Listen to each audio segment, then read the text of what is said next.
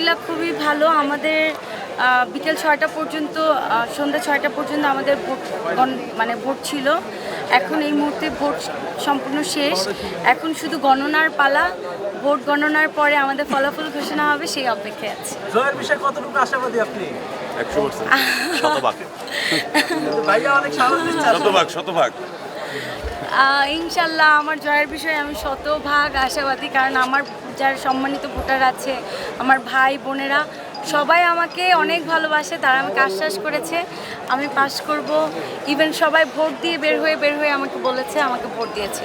এখন বাকিটা রেজাল্টের পরে বুঝতে পারবো যে আমি কতটা সাকসেস হলাম। জয়যুক্ত হলে ভোটারদের বা শিল্পীদের পাশে কিভাবে থাকবেন? শিল্পীরাই তো আমার জান জীবন ভাই। হ্যাঁ। এত কষ্ট আমি কেন করলাম? আমার শিল্পীদের জন্যই তো করেছি। আমার শিল্পী ভাই বোনেদের জন্য যা যা করণীয় আল্লাহর রহমতে আমি করব। কিন্তু আমি যদি একা পাস করে আমি কিছুই করতে পারবো না। আমরা যেই প্ল্যানিং নিয়ে এসেছি, শিল্পী সমিতিকে কেউ গরিব সমিতি বলবে না, কেউ দরিদ্র এফডিসি বলবে না। সেই প্ল্যানিংটা আমাদের মাথার মধ্যে আছে। আমরা যারা ইয়াংস্টার আছি, ইয়াংরা আছি, আমরা এই প্ল্যানিংটাকে চেঞ্জ করতে চাই। সো আমার প্যানেল যখন জয়যুক্ত হবে, আমার প্রেসিডেন্ট সেক্রেটারি শিবাশানু জয় চৌধুরী যখন জয়যুক্ত হবে, ইভেন আমাদের প্ল্যানিংয়ের যারা মানে মেইন পার্সন তারা যখন জয়যুক্ত হবে, তখনই আমি কাজ করতে পারবো। আপনার পাশাপাশি ভাইয়াও দেখি কাজ করছে। ভাই গরম লাগে আসলে। থ্যাংক ইউ ভাই। আর গরম লাগে। আপনাদের ভাই আমাকে অনেক সাপোর্ট করেছে। আমরা রেজাল্টের পর কথা বলবো ইনশাআল্লাহ। ওকে, আল্লাহ হাফেজ। নির্বাচনের বিষয় হচ্ছে গতবার যে নির্বাচন হয়েছে আর এবার যে চলচ্চিত্র শিল্পী সমিতি নির্বাচন হচ্ছে, মানে গতবার থেকে এবার হচ্ছে একটু ডিফারেন্ট। কেন ডিফারেন্ট? সেটা হচ্ছে যে গতবার হচ্ছে অনেক সিনিয়র নায়ক নায়িকা আপু ভাইয়ারা আসছিল, এবার কিন্তু আসে নাই। গতবার আলমগীর ভাইয়া আসছে, তারপরে ফেরদৌস ভাইয়া আসছে, রিয়াজ ভাইয়া আসছে, নিপুণাপা আসছে, অনেকেই আসে নাই। তো তারা আসে নাই দেখে অনেক শূন্যতা আর কি ফিল করছি যে এত মানে অনেক বড় বড় নায়ক নায়িকারা আসে নাই, আপু ভাইয়েরা আসে নাই। এই জন্য একটু মানে কেমন যেন একটু ফাঁকা ফাঁকা মনে হচ্ছে। নির্বাচনটা ওরকম ভালো লাগছে, আবার ভালো লাগছে না সেটা। জয়ের জন্য শুভকামনা। জয় অনেক ভালো একটা ছেলে, অনেক পরিশ্রমী একটা ছেলে। ও যখন থেকে জাহিদ ভাই ছিল তখন থেকে অনেক বেশি পরিশ্রম করেছে। মূলত আমরা জাহিদ ভাই থাকা অবস্থায় যে প্রোগ্রামগুলো হতো সবসময় জয়ের ফোনেই আমরা আসলে চলে আসতাম। তো অনেক ভালো একটা ছেলে। এবার প্রথমও দাঁড়িয়েছে সেক্রেটারি পদে। তো জয়ের জন্য হচ্ছে অনেক অনেক শুভকামনা। জয় জিতলে আই হোপ যে ও ভালো কাজ করবে। আর ইয়াংদেরও আসলে আসা উচিত, কারণ নতুনদের যদি সুযোগ না দেওয়া হয় তাহলে তো আসলে প্রমাণিত হবে না কে কিভাবে কাজ করতে পারে। তো জয়ের জন্য আমার পক্ষ থেকে অনেক অনেক শুভকামনা। সিনিয়র নায়ক নায়িকা ভাইয়া আপুরা আসলে মানে একটা পরিপূর্ণ মনে হয় যে না, একটা পরিপূর্ণ নির্বাচন হচ্ছে। এবার তো আর সিনিয়র আপু ভাইয়েরা আসে নাই, এজন্য একটু ফাঁকা ফাঁকা মনে হচ্ছে গতবার থেকে এবার। তবে এবার হচ্ছে আমরা জুনিয়র যে নায়ক নায়িকারা আছি আমরা দাঁড়িয়েছি, যেমন জয় চৌধুরী ভাইয়া, তারপরে হচ্ছে নায়িকা রুজিনা ম্যাডাম, তারপরে হচ্ছে আরও অনেকে দাঁড়িয়েছে। তো তারা দাঁড়ানো মানে কয়েকজন সিনিয়র আছে, তারা দাঁড়ানো মানে আমাদের জুনিয়রদেরকে একটু সাপোর্ট দিচ্ছে। বিকজ অফ আমরা হচ্ছে এবার জুনিয়ররা নির্বাচন করছি দুই প্যানেলে, ওই প্যানেলও এই প্যানেলও।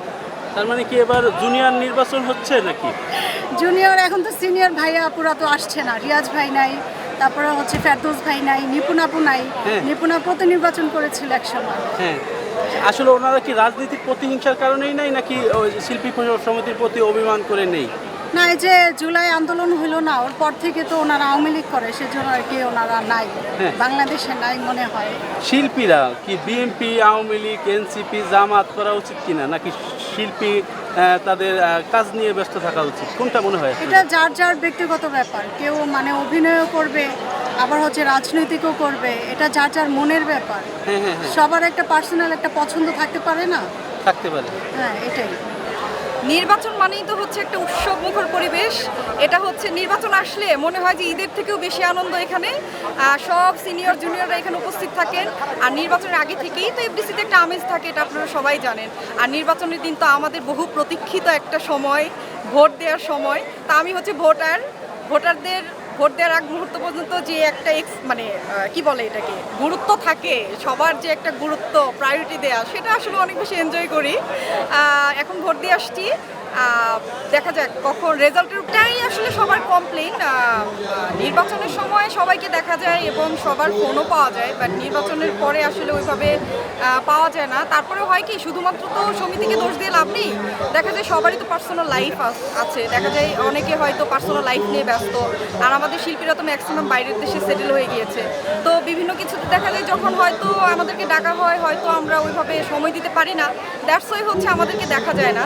এটা আসলে ওদেরও দোষ না, শিল্পীদেরও দোষ না। তবে হ্যাঁ, সব কিছুর পরে যদি সবাই মিলে একত্রিত হয় সেটা আসলে ভালো লাগে, কারণ এফডিসিতে যদি শিল্পীরা না আসে তাহলে এফডিসি অনেক বেশি ফাঁকা ফাঁকা লাগে, একদম মা মরার মতো মনে হয়। তো এফডিসিতে শিল্পীরা যাতায়াত করলে এফডিসিও জাগ্রত থাকে, শিল্পীদের আসা যাওয়াটা আসলে উচিত।